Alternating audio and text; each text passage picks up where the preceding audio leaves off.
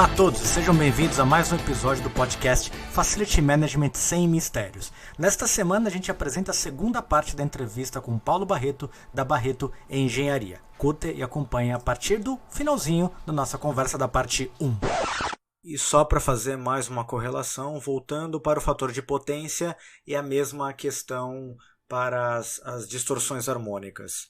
Esse 0,5 é a eficiência do sistema em converter a energia consumida na energia entregue, seja em forma de calor, seja em forma de movimento, seja do que for. Meio coeficiente de fator de potência da metade, quer dizer que ele desperdiça metade da energia para outros fins que não o propósito do equipamento. Se é para iluminar, ele consome 2 e só 1 de verdade é que é usado para o efeito iluminação. 0,9, o limite superior é 1, o extremo vai de um lado 0 na ineficiência e no máximo eficiente é 1, quer dizer que cada 10 consumidos, 9 ele converteria para aquela atividade de fim, para o seu propósito.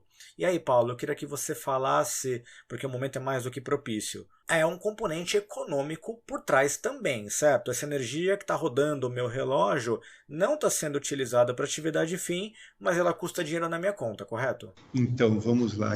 Você abordou uma coisa muitíssimo importante. Um equipamento. Vamos lá, deixa eu só me organizar aqui. O que o medidor de energia elétrica, né, lamentavelmente chamado de relógio, né? Mas o medidor de energia elétrica, ele mede e vai ser faturado pela distribuidora de energia em potência ativa, quilowatt, e pelo tempo utilizado, hora. Então, tem potência ativa e energia ativa. O que ela fatura é quilowatt-hora. E agora eu vou dar um exemplo, assim, acho que bem simples. Pode-se ter um equipamento de 1000 watts com algumas distorções harmônicas e um outro equipamento dos mesmos 1000 watts com menos distorção harmônica. Isso não vai influenciar a conta de energia elétrica, por incrível que pareça, tá? Porém, vai introduzir na rede elétrica o aquecimento por todos os materiais, como eu disse, que ele vai passar. Então, isso é um risco para o empreendimento. Segundo, ele, dependendo dessa quantidade de distorção, de distorção de corrente, poderá distorcer a tensão, que é um assunto que você estava tratando no início, e eu fui segurando até agora. Se houver muita distorção de corrente e aquele empreendimento tiver uma potência relevante para o sistema elétrico, que ele é abastecido, pode alterar a tensão de fornecimento. Ora, aquela forma de onda que você estava falando lá, 110, 220, que estava comportada, agora tem uma distorçãozinha. Essa distorção tem limites estabelecidos pela ANEEL, que é a Agência Reguladora de Energia Elétrica, por meio do PRODIST módulo 8. Então, lá estão estabelecidos os limites dessas distorções. Em ocorrendo essas distorções, a distribuidora poderá notificar aquele cliente que está perturbando a rede elétrica daquele bairro, daquela rua. Você comentou que o nosso medidor, a gente paga pela energia ativa, mas isso no ambiente de baixa potência, no ambiente residencial, certo? No ambiente corporativo, ela continua fazendo a leitura e tendo os seus efeitos, correto? Ela vai no corporativo e até para instalações alimentadas em média tensão, mas de pequena potência, o medidor ele já vai ler a ativa e vai ler a reativa, que é o tal do fator de potência. Então, como é que trabalha a ANEEL, né? O fator de potência mínimo estabelecido para que não se tenha uma cobrança adicional na conta de energia elétrica é 0,92. Se aquele consumidor apresentar por 15 minutos um fator de potência menor do que 0,92, Aí eu vou usar um termo, ele vai ser multado. Então, vai aparecer na conta de energia elétrica um fator que costuma vir escrito da seguinte forma: energia reativa excedente. E um valor financeiro, que vai ser calculado em função da demanda e do consumo em quilowatt-hora efetuado. Há ensaios cada vez mais avançados de algumas concessionárias estudando a possibilidade de substituição de medidores inteligentes também para baixa tensão, ou seja, ainda hoje é economicamente inviável, mas talvez em algum momento a gente também passe a ter essa divisão entre energia ativa e reativa para o ambiente residencial. Eu não tenho dúvida, me permita, Tiago, você comentou muito bem, para o ambiente residencial, isso que nós falamos não se aplica, mas, como você falou, pela regulamentação da ANEEL, que é a resolução número 414, está tudo preparado. As distribuidoras, quando elas quiserem, elas podem passar a fazer esses faturamentos. Então, atualmente, na residencial não se aplica o fator de potência, nem as distorções harmônicas. Já o que é o ambiente aí de vocês, corporativo, sim, o fator de potência se aplica.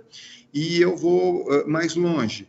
Nada impede, como você mesmo disse, que sejam instalados medidores inteligentes, e aí ele vai medir tudo. E a distribuidora poderá cobrar todas essas perturbações. O fator de potência pode ser considerado uma perturbação, as harmônicas são consideradas perturbações, porque não afeta apenas aquele cliente da distribuidora, mas afeta os demais. Então, é uma questão apenas de, como é que se diz aí? Deixa eu buscar o termo. Custo-benefício. Quer dizer, a distribuidora vai instalar o medidor ali inteligente para cobrar tudo que ela tem de direito, se ela entender que vale a pena naquele cliente ela fazer isso. Paulo, a gente entendeu até agora, primeiro, a questão da decomposição do formato da onda e dessas parcelas menores de ordem terceira, quinta, sétima, o que seja, o componente delas no estado natural, ela encontra um equilíbrio que não é um problema, mas que dependendo das movimentações por trás, das cargas consumidas por aquele sistema, você pode ter distorções. E a gente também aprendeu de que a gente deve começar a consultar as empresas fabricantes, principalmente dos grandes equipamentos de potência, e fazer a pergunta. Você tem um diagrama da distorção harmônica? Como é que ele pergunta isso para saber se o que ele está colocando naquela instalação de grande potência vai ser uma solução ou um potencial problema? Positivo, muito prático essa, viu? É só perguntar, forneça, por favor, o espectro harmônico do teu equipamento. Pronto, dessa vez eu consegui dar uma resposta bem direta e simples. Qual é o espectro harmônico? E aí ele vai decompor, como você falou, ele vai apresentar qual é a porcentagem de distorção da terceira, quinta, sétima, nona e assim por diante. Se a gente puder elencar alguns tipos de equipamento onde vale a pena essa consulta, me ajuda. Elevador, vale a pena? O primordial. De ar-condicionado, vale a pena? Primordial. Que mais? Geradores, vale a pena? Não, o gerador não. O gerador, na verdade, vai sofrer com isso. Perfeito. Que mais, Paulo? Falamos aí de inversor. Onde houver inversor de frequência e soft start, aí tem que perguntar qual então, é break, o espectro harmônico. No break, sistema também, de baterias. Também. Então assim, Paulo, eu já então identifiquei que as minhas instalações, minha tipologia dos equipamentos, dos dispositivos elétricos internos, eles podem gerar uma distorção. O que isso muda em termos de projeto, pelo menos nos grandes equipamentos, como por exemplo um transformador? Como é que eu considero esta parcela deste potencial problema na conta e no dimensionamento das minhas instalações? Quando você vai dimensionar um transformador, na verdade a história é assim, você vai dimensionar um transformador. Você chega na tua carga. Se a tua carga é 300 kVA, potência ativa elétrica, então o teu transformador vai ser de 300 kVA para mais. Esse é o trâmite normal. Uhum. Agora, quando sabe-se que existem harmônicas, esse transformador tem que mudar o dimensionamento dele. Então ou ele tem duas opções, Tiago, ou ele vai ser de 300 kVA com um fator K para poder absorver essas harmônicas, ou a elevação da temperatura, que vai absorver e vai sumir as harmônicas. Essas harmônicas vão passar por ele, mas ele vai ter um dimensionamento interno que vai resistir a essa elevação de temperatura. Então, ele pode continuar com 300 kVA, porém com um determinado fator K. Essa é uma forma. A segunda forma é a que você falou. Olha, eu preciso de 300 kVA, mas eu tenho aqui harmônicas de tal grandeza. Ah, então tá bom. Então, em vez de você construir um transformador específico com esse fator K, eu pego e compro um transformador de 750 kVA, porque 300 kVA vão ser da potência ativa, digamos, sem as harmônicas. E essa folga vai ser para aquelas harmônicas aquecerem o transformador. Legal, Paulo. A gente já entendeu quais são os potenciais vilões, já entendeu potenciais efeitos, aquecimento, fio neutro, condutor neutro, a necessidade de considerar esse elemento no dimensionamento. Para quem está ouvindo e pensou, puxa, eu acho que eu posso ter um problema na minha instalação, faz uma investigação e descobre. O que dá para fazer? Se ele tem um problema, o que acontece? Ele vai mudar uma instalação, vai colocar um novo equipamento que vai gerar esses componentes na rede? Como é que a gente se protege dos efeitos colaterais das harmônicas? Existem duas formas de lidar com as harmônicas. Primeiro, você tem que saber, vai ter harmônica? Sim ou não? Ok. Quais são essas harmônicas? É o tal do espectro que eu mencionei. Mediante essas informações, então, existem duas formas: filtrar ou conviver. Filtrar harmônicas, fazendo a mesma analogia que você fez com a fator de potência, né? Correção de fator de potência, você também ou convive ou corrige. Conviver, você vai considerar que você tem um fator de potência baixo e dimensiona a tua instalação. Corrigir o fator de potência significa vou instalar um banco de capacitores e levantar o fator de potência de 0,6 para 0,95. No caso de harmônicas, não é barato filtrar harmônicas. Então, filtrar vale a pena quando você tem uma única fonte de distorção, ou seja, um único equipamento que provoca essa distorção. Por exemplo, uma grande central de ar-condicionado. Vale a pena você filtrar ali. Deve ser financeiramente compensador. Mas as harmônicas estão espalhadas em absolutamente tudo que possamos imaginar num ambiente corporativo, né?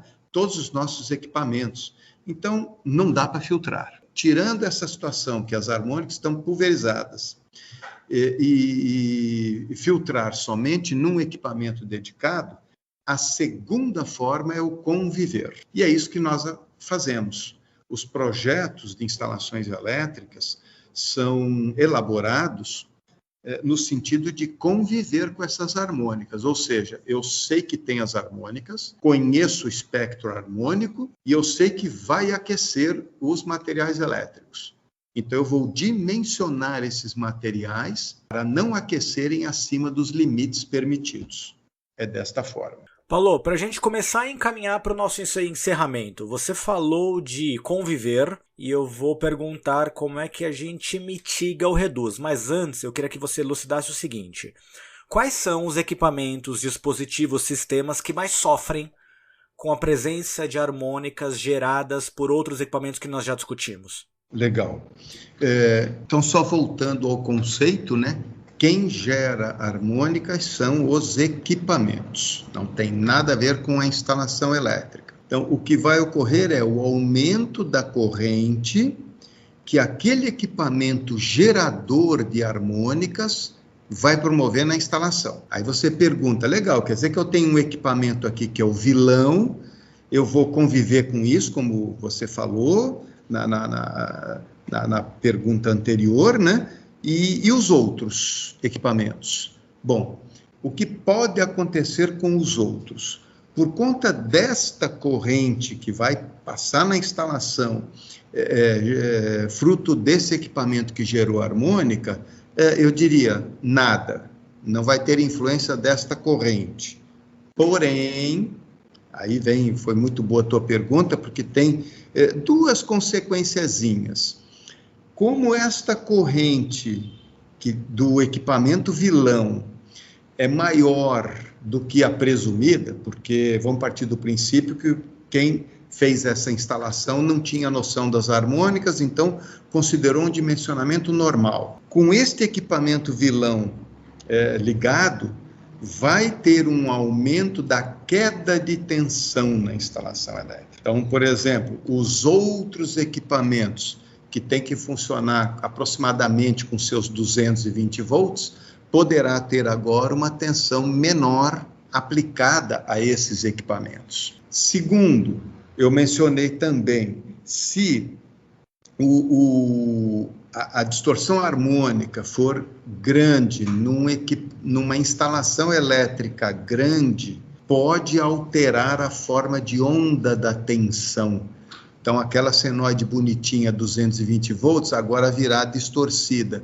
Isso afeta alguns equipamentos sensíveis, principalmente aqueles que dependam de processamento de dados, né? Então, um sistema de alarme pode ser afetado, os sistemas de comunicação em geral. Eu acho que é isso mesmo, é a queda de tensão e a distorção da tensão. São esses dois os efeitos.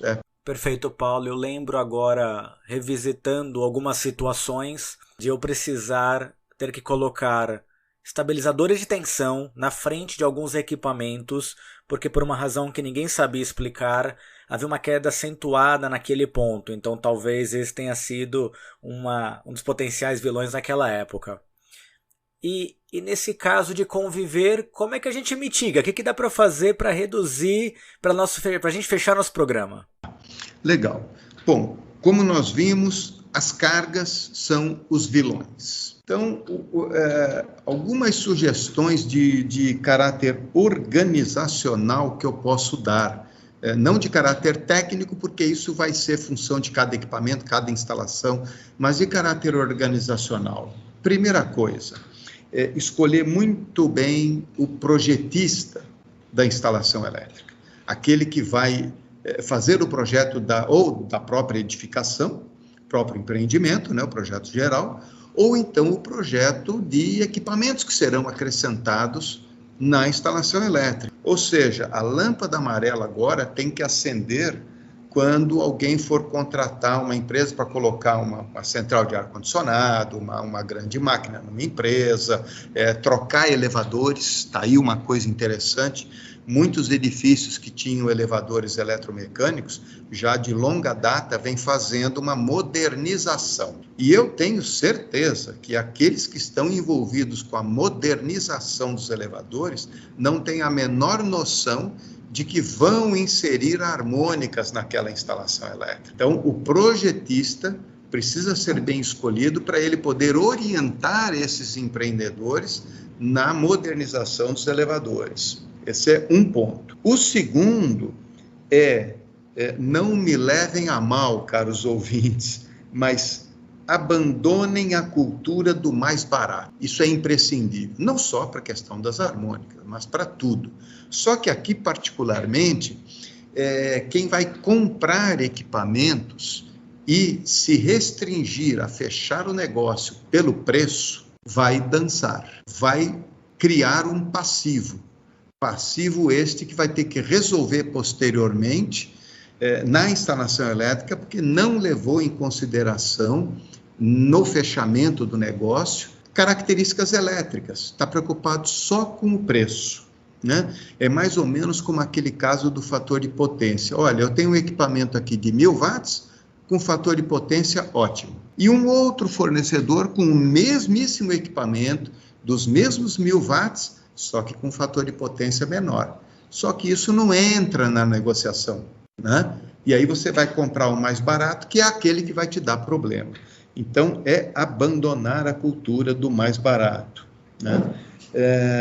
E, por fim, aí, como sugestão, criar mecanismo de controle da elaboração de um projeto para aferir se o projetista levou em conta as distorções harmônicas. A dica que eu daria é a seguinte: quando tiver quase nos finalmente do projeto, pergunte como quem não quer nada, quanto você considerou de harmônicas aqui? E veja a resposta dele, né? Se ele ficar te olhando com cara de paisagem, que não sabe do que você está falando, pode acender a lâmpada vermelha. Esquece, rasga e joga fora. Agora, se ele disser interagir contigo, fala, não, considerei, eu entrei em contato com o fabricante, ele me deu o THDI, me deu o HDI 3, e começar a falar códigos e porcentagens, você fala, opa, acho que estou em boas mãos. Acho que é por aí, Tiago. E esse é um dos objetivos do nosso podcast, nosso programa, não necessariamente trazer todas as respostas, mas ajudar as pessoas a fazer melhores perguntas. Paulo, fala um pouquinho sobre a Barreto Engenharia, onde o pessoal entra em contato, que serviços que eles podem ter à disposição daquilo que vocês fazem. Pois não, Tiago, obrigado. A Barreto Engenharia ela é uma empresa prestadora de serviços na área da engenharia elétrica, particularmente consultoria, inspeção, comissionamento, perícias e cursos, exclusivamente na área da engenharia elétrica. O pessoal pode nos conhecer por meio do site www.barreto.eng.br. Esse ENG é ENG. Ou pelo telefone 11 5031 1326. Sensacional, Paulo. Certamente nós teremos outras oportunidades com outros assuntos para debater aqui no nosso programa. Queria agradecer demais a sua presença mais uma vez. Para você que está nos ouvindo, não se esqueça de curtir e compartilhar o conteúdo deste episódio, que semana que vem tem mais Facility Management sem mistérios para vocês. Um grande abraço e até a próxima.